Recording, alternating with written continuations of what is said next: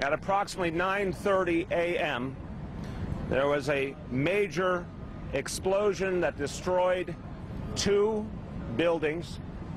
The explosion was based on a gas leak. The impact affected buildings around the 2 that were destroyed. Very heavy impact on the surrounding buildings. A heavy fire has ensued as well. There was no warning in advance. From the information we have now, I'd like to emphasize everything I'm telling you is based on preliminary information. This is the best information we have at this moment. It is by definition preliminary. But from what we know now, the only indication of danger came about 15 minutes earlier when a gas leak was reported to Con Edison. Con Ed dispatched a team immediately to respond.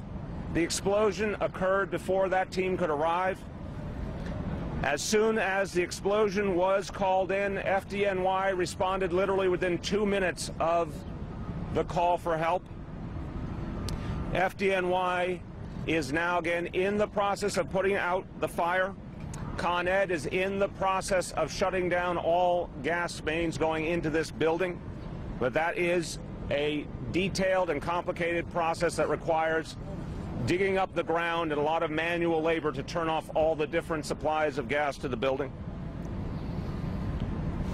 This is a tragedy of the worst kind because there was no indication in time to save people. We know we've lost 2 people already. We know at this moment, preliminarily, that 18 are injured, different levels of injury. We also know that there will be a search through the rubble of the building as soon as the fire is put out, looking for those who are missing.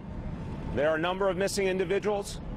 I emphasize that those who are missing could well be safe in another location and just not contacted yet or reachable yet.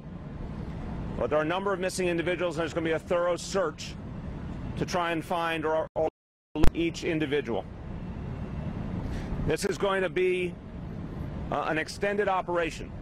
This will take quite a bit of time to fully address this issue. To achieve that, we have on the scene 250 firefighters and dozens of pieces of equipment, including heavy equipment, necessary to deal with the rubble from the building. Finally, for any relatives who are looking for information about their loved ones, special hotline will be set up shortly, but for now they can call 311. So for relatives, family members looking for information about loved ones who might have been in either of these buildings, they can call 311. Those calls can be taken in both English and Spanish.